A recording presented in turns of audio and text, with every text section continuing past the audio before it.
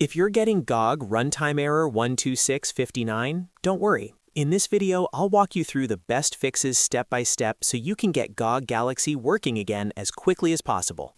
This error is often caused by missing system files, permission problems, or a damaged installation, and the good news is that you can usually fix it without doing anything too advanced.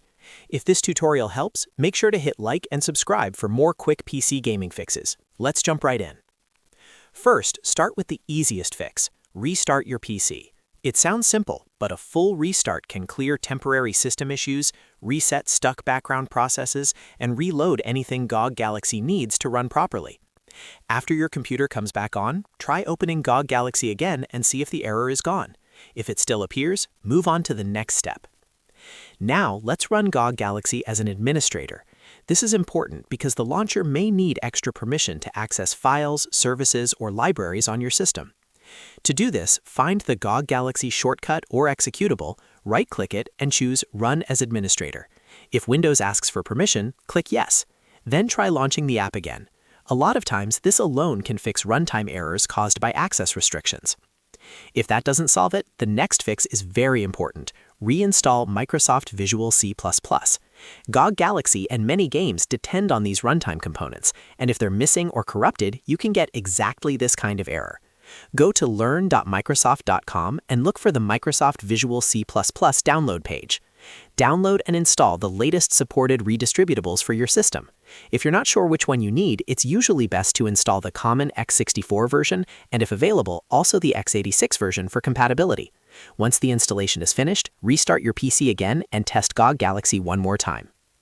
Another thing you should try is temporarily disabling your antivirus. Some antivirus programs can block GOG Galaxy files, stop it from looting properly, or interfere with its runtime components. Turn off your antivirus protection just long enough to test whether that's the cause, then launch GOG Galaxy again.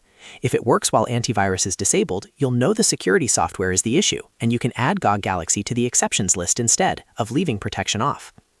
If you're still seeing runtime error 12659, the best fix is usually to reinstall GOG Galaxy completely. First, uninstall GOG Galaxy from your system, then go to GOG.com and download the latest version of the launcher.